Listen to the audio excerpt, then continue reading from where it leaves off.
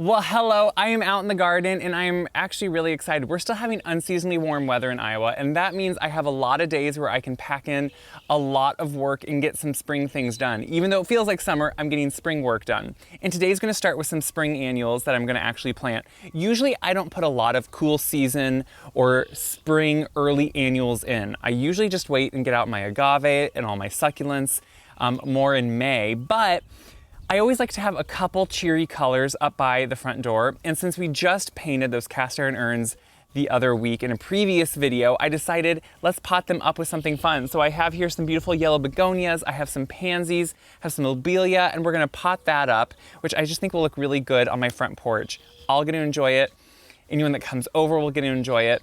And then I have a few more garden things we're gonna do. I thought we could actually start by going out. I have a boxwood that needs to be replaced, and I'd like to transplant a different boxwood into its place. So I thought we could go through all of that, but really the beginning is gonna be some cheery color because it just makes us feel good, right? So let's go get planting. So we are gonna be working on my front porch. I have my coffee with me. I hope you guys have yours too. And if you remember the other video, we actually painted these with spray paint. I have not painted these smaller ones yet. I just recently got a pair of these small ones. It's kind of hard to find small ones with the stands. So those haven't been painted yet, but I do have two of them. So we're gonna be working with these antique urns that I painted, and I did pretty much just top them off with some good organic potting soil just to get it going. Now, these are somewhat shallow pots, so you have to think about that. They also don't have drainage. The spigot on them does not work. So you only wanna water, you know, as needed. I do have them underneath my front porch roof, so they won't get rainwater, so that way I will control the water. I did already plant up one of them, as you can see. So now all I have to do is do one. Now, for spring pots like this, I pack them full because they're only gonna be sitting here about a month, and then I'll reuse some of the items in other containers where I have more long season items, and I'll kind of take them apart and put some different things up here. So these are just those early spring annuals that can take some cool weather, not sub temperatures here, but just a little bit. So I'm gonna be using some different begonias. I really like the yellow color of the beautiful Rebecca. I just think it's such a beautiful bright yellow, but it also has those tinges of pink. I'm gonna offset it with just one of this. Don't you love this? This reminds me a lot of a hellebore, but it's not. It's actually just the same begonia. You can see it right here, and it's a Valentino white. And what I love is it has those tinges of pink in the back again, which I think is so pretty, and it really offsets with that yellow center. It really just goes together with that yellow begonia too. And then I'm gonna mix it in with some beautiful yellow and purple pansies, which, I mean, you can't go wrong with these. Look how happy, pansies are just happy. So then I'm gonna put those in, and you can see that I'm going to just kind of offset them, kind of cluster the begonias in the back with some pansies in front, and then the lobelia is right here. And what I have for this is a large hanging pot of lobelia that I broke apart into 4 different plants. That's usually how hanging pots are, especially when you can buy some type of filler annual in them. They're really easy to break apart, which I love, because then you have really filled in big plants to plant. So let's get going. Like I said, I don't often do a lot of spring annuals, but it's just because I don't want to waste the annual. So in this case, I am going to reuse these in other places when I do take them out, even though we're 80 degrees Fahrenheit right now. Our lows right now are really nice and warm too, but we are getting back down into like the 32 or below coming up. So I do have to watch that, and that's why I'm doing these up by close to the house, where they can not only be enjoyed, but also be protected. And also, these all can take a little bit cooler weather, and I think they'll be fine. But then when I want to put my more traditional summer things here, like I have a lot of tropicals I bring out, I will switch these and put these in other containers, maybe on the back patio, things like that. This is the south side, so even though it's under a front porch, it will get a lot of bright light, but it won't get any direct sunlight. So with these, since it's just gonna be a short-term container like this, I pot them really full. That to me is what you do. So I'm gonna pot them full so they look good right away. That way, when we actually go to see it when it's done, it's gonna look all filled in and perfect. So this lobelia, I'm really taking the roots apart because look how, this was all in one container. So I got 4 of this size plant out of one container, which to me is the best way just to really be able to fill in. Where I live, I don't feel like in early spring I can find a lot of annuals that have big size to them. So this is such a nice way to be able to do it. The pansies here, we all know, cool season loving pansies. And they're so easy and fun to use. They probably will fill in quite a bit here in the next month, but then they don't do well in Iowa. Depending where you live, you can actually keep pansies for quite a while, sometimes all through the summer. In Iowa, our heat usually diminishes the pansies and they just can't take it. Even if they're in more shade, they just don't like it. So you really have to kind of choose and know where you're gonna go with your pansies to make sure they last long. So as you can see, I'm just stuffing them in right here, and you can see the colors I'm picking. We got the yellow to go with the yellow begonia. They also have that purple to give them more of that bright pop of color. It all kind of melts together. Now, if you know me or follow me for a while, you also know I'm not usually someone, and a lot of people will notice this, that I don't usually pick a lot of color in my containers. Usually during the summer, I love more texture, structure, anything like that. But when it comes to spring, early spring annuals, I do love the color. So I'm gonna take this last lobelia, and you can see instantly, look how this just fills in. I think I'm so lucky that I can get the lobelia to fill in like that and just have it be right on the sides. So then what I do wanna do is make sure, since I'm planting them so tight, I wanna make sure there's no air pockets or anything with the soil. So I'll take some more all-purpose soil here and just make sure I get in around all those plants. You wanna make sure their roots are protected with soil. You don't want them exposed. They'll dry out much quicker. You wanna make sure they're well planted. But now we have these gorgeous pots. Now, usually you would think I'd want something much more high and tall here, but in early spring we have a lot of wind, and this is my south side where the brunt of the wind can come, and it can really push certain plants here. So I leave my height for summer, and in spring I like to go something a little bit lower so it can be more all weather. So I just need to water it and then we'll be done. I will never understand anyone that can keep it completely clean with soil when they're planting. I made a mess, so I always just get my blower out and I just blowed all that soil off into the flower beds. But now I'm just gonna water it. And again, I water these just enough. Since they don't have drainage, they don't need to be overwatered. You just wanna make sure they are on the south side. So like I said, on windy days and warm days like today, obviously watering is gonna be more of a key to watch. On other days, they'll retain their water pretty well since they're in so much shade. But when you step back, look how fun these look. Now the lobelia will take time to kind of acclimate to this area, and then it will start to fall down over the sides. And both of them together just look so good. They're such a bright little spot of happiness, which I really like. I love how simple they are. So I'm really glad I painted these urns. I know so many of you always ask why I don't paint a lot of the antique urns, and they really do dress it up. And I think with these annuals in here now, I can see why it really does just finish it off. So let's go move on and hopefully get some boxwood transplanted. The wind is starting to pick up, but what I am gonna do is now switch out a boxwood. So I have a boxwood up here. So I'm by my front walkway, which if you remember, I have a flagstone pathway, and I'm going to do a whole bunch of boxwood beside it. That will be a cloud effect someday when they grow in. And that means they'll all be kind of varying sizes, and they'll kind of grow into each other and be this beautiful effect once they get growing. But I have one boxwood that all these were transplanted last year into this space because there was a remodel and I had to move them all.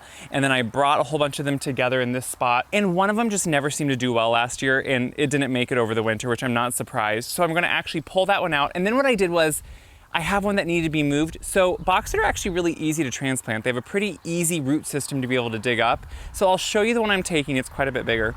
And I'm gonna put it in the spot of the one that didn't make it, which you can see is right here. You see that yellow color? That's not a good yellow. So let's talk about it. So right here you can see is the plant I'm going to remove. And honestly, I did 1 or 2 tugs and it just comes right up. So you can see it was really not a great plant. It never really started pushing out its roots. And you know, it could have been a couple things. It could have been my fault. I could have planted it slightly deep. It also could have been that we had a drought last summer and not everything got adequate water. I am definitely going to put some drip line and irrigation to these boxwood this year. While boxwood are okay with slight dry conditions once they're established, until they're established, that dry weather can really be hard on them. So you can see this just really never got a good footing. So we're switching this one out for a really gorgeous one. So if I bring this one over, look at this beauty. This is one that has not been trimmed or shaped for quite a few years, but it needed to be moved over at my mom's. And so it's the perfect one to bring over. And you can see it has a pretty big root ball with it. I'm gonna have to make the hole a little bit bigger, but it has such great root structure on it. And I'm feeling really good now about putting this one, that's nice and green, in place of this one. So I have my hole dug. I'm doing it a little bit bigger than its current, that root ball of that current boxwood. Now, I did make sure too to dig up my landscape wire. So this is for my lighting, and I wanted to make sure I knew where it was. So I brought it out from the soil. I try to put it underneath the mulch usually, but I wanted to make sure I wasn't gonna hit it because that's always the worst when you do that. So what I have now is my beautiful hole, and I also wanted to make sure my walkway here when it was put in has some edgecrete, which is a slight cement type mixture, and I didn't want to get into that either. So I make sure my box would all stay out far enough from that. So anytime I'm transplanting or putting anything brand new in, I'm gonna start with the biotone. So this, is just gonna help those roots really get energized and acclimated. It's organic, so you're not going to overdo it. It's just gonna be a nice stimulator for those roots in a non-chemical way, which I really like. While boxwood, they are evergreen, they don't like traditional evergreen fertilizers. Instead, they want something that's more neutral, like a plant tone. So I'm gonna mix that in here too, just because it's what I feed all of my boxwood anyway. So it's just a great thing to add in here to this mix. So I'm gonna grab the boxwood, I'm gonna set it right in the hole. Now you can see this is a much bigger plant than what I had here. And at first you're gonna say, Kip, it's out of sync with all the other boxwood. It is out of sync with all the other boxwood. What's nice is this hasn't been trimmed up. So in a couple weeks, it's still a little bit early from when I wanna trim it. I'm gonna actually shape it up and get it more close to the size of the others. But remember, I want all these to be a cloud effect. So eventually they're gonna have varying sizes. So now what I wanna do that I have it set in the hole and make sure my height is proper, I want it planted slightly high. For one, just like a tree, I always like to plant slightly on the higher side. If you plant low, it has a lot more susceptibility to when it's watered, have some rot or get too wet. So planting it high allows those roots to go out laterally into the soil. I'm gonna go get my water. I'm gonna water it in all over, and then we're just gonna put the soil back around. Anytime I'm transplanting something especially, I really like to make sure before I backfill with the soil that I flood that hole with water. I want those roots to be really well acclimated, and making sure that hole that it's just been planted in is getting filled up with water is gonna be really helpful for that. And then once I have all of that water in there and it starts soaking in, that's when I start bringing this back and putting that soil back in around it. And this is where you wanna make sure you get those air bubbles out. So I will water it again once I have all the soil placed back underneath it, and then I can mulch around it too later on. I just finished watering it, but it does look so out of place that I do want to trim it up. Now, with boxwood, you can obviously, like I have some here that are trimmed really tightly and small. They do find anymore that when we're talking about boxwood blight, I'm sure you've heard about that, that's what infects boxwoods and a lot of times will kill all the box in the area slowly over time. Having an untrimmed or unkept as manicured shape is usually better for box blight because it helps the air circulate better throughout the plant, light get into the plant better. So overall, having that uneven texture could be good. I do though want to drastically reduce the height of this and the overall shape. So this one has not been trimmed in a while, and you can see that because look how open and airy it is down into the plant. When you keep them really tight, they start, they kind of keep whatever shape you keep them at. So what I'm gonna do is still keep that open, airy shape and kind of texture to it, but allow it to have a little bit shorter overall size. And you know what? Box are one of those things that they're very forgiving. They take time and years maybe to get just the right size and shape you want. But like a hole like this, now that I'm starting to trim it out, light will get down in there and more will grow out. That's the whole point. So you want to make sure you keep them trimmed somewhat if you're wanting to make sure you kind of reduce the size or have a certain area you want to keep the height different in. But you can see already how I'm drastically changing now the size of this, and slowly it's coming much closer to the ones around it. And that's the beauty of a boxwood. This one started off looking very large, and slowly here I'm giving it a little bit more definition. But what I like is I'm still making sure to keep that uneven texture, to have good air circulation. That's something I want to do better at on all my other boxwood. In the past, I've kept them really manicured. I really want to make sure I keep some open areas of them for that good airflow and circulation, which will helpfully and hopefully reduce box blight. I do have a couple I think could be infected. I haven't sent them off to a lab or anything to have them inspected, but I do kind of wonder. But you can see now quickly how this one now has a lot more of a shape to it. and it really fits in much better. It feels good. Instant, just like charm and appeal. So I'll clean this up. Then we'll kind of move on to the garden. I have a few things I want to do in there. This is just a day of filling in, kind of walking around with me, doing a couple chores. We're just doing garden chores today. We were going to do garden chores, and I do have some to do, but we're going to pivot. I got a beautiful tractor here dropped off with a seeder from a friend, and I'm going to wait for the wind to lay because it's a little too windy. But if you remember the other day, we were preparing an acre around my house to seed down with some native prairie grass, and I want to do that today, and I want to do it with you. So I'm going to let the wind lay a little bit because it's too windy right now to let the grass fall out of the seeder. I'm afraid it will just like take it. The wind will take it and not let it drop where it should. It'll be a little bit darker when we do this because it will probably be evening. But then we're going to go through and we're going to use this bad boy because I'm pretty excited. Having a seeder and having the right equipment makes a huge difference. So let's seed some grass, some prairie. Let's seed some prairie. I waited until a time of day right now where it's not as windy, because it drops the seed and then rolls it, and you don't want that seed just to be taken by the wind and carried off. You want it to go down to the ground. And remember, I've prepared the ground. I've tilled it a few times, I've harrowed it a few times, and I will harrow it directly after I seed it too, just to make sure that seed stays in with that soil. It's supposed to rain in the next couple days, so that's why I'm doing this. So let's go over what I'm gonna put in. So you can see here we have a seeder. So there's two different sets of rollers. There's rollers in front that will kind of nicely break up any bigger pieces of soil, but also just nicely keep an even playing field here. And then a back one. So the seed will drop. You can see the seed will drop from all of these, hit right here, and then fall down. And so it will be rolled right after it goes in, which is perfect. So up in here, I'm kind of doing a mix. So you can actually see my tear sheet if you want, right here. A beautiful mix of wonderful grasses. There are some flowers in there, which I'm super excited by. And so what I'm doing is I'm putting this grass seed, which has some rice hulls in it too, just to aerate it. You can see it's a beautiful mix in here. And I'm putting it directly down in this cedar. Now with that, I'm gonna plant some oats too. You could do an annual rye, but oats or an annual rye, what they do, and I'm doing about 20% oats. What they're gonna do is oats come up really quickly. So they're gonna come up, they're going to hopefully help shade the soil, which is gonna give more time for that CRP mix, that perennial mix to actually come up. And then they're gonna shade it out too. They're gonna help with erosion right away. You want a seed that will generate and come up really quickly, and that's what these oats are gonna do. And then I'm actually mixing in, of course, some of my best friend here, some biotone, just like I use on any plant I plant or transplant. I'm putting that right in here too. So it'll actually come off with the seed. You can see some of it mixed in there.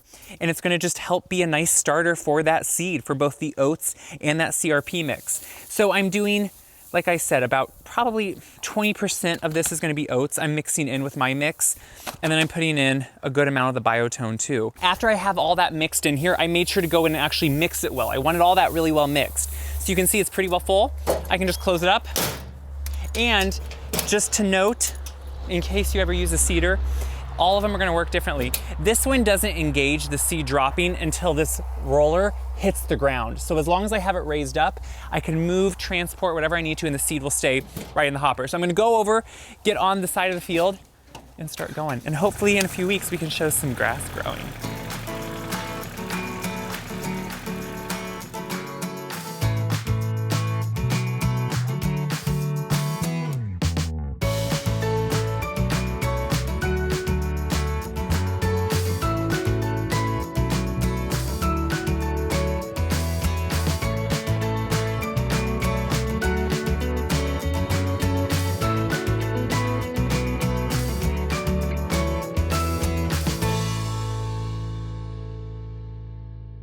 Okay, friends, so that took me, I should look at my watch here.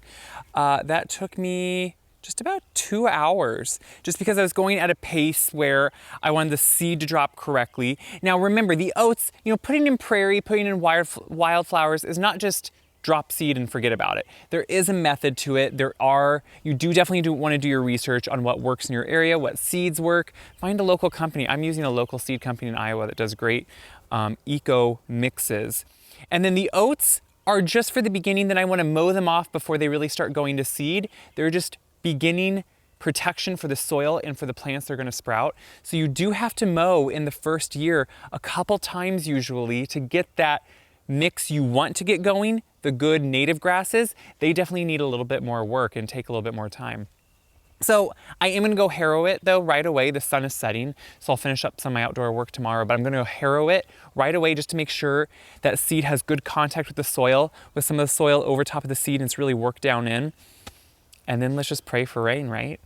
As always, thank you for gardening with me. Gardening with friends, even if we're not doing it in person together, it's fun because we learn from each other, we gain knowledge from each other, and we expand our horizons. We all do things differently depending where we live, and that's the fun of it. So I'm excited to show you the progression of this prairie, hopefully throughout the summer season. Rain, rain, rain. So go garden, get your hands dirty, you're gonna feel better. We'll see each other again.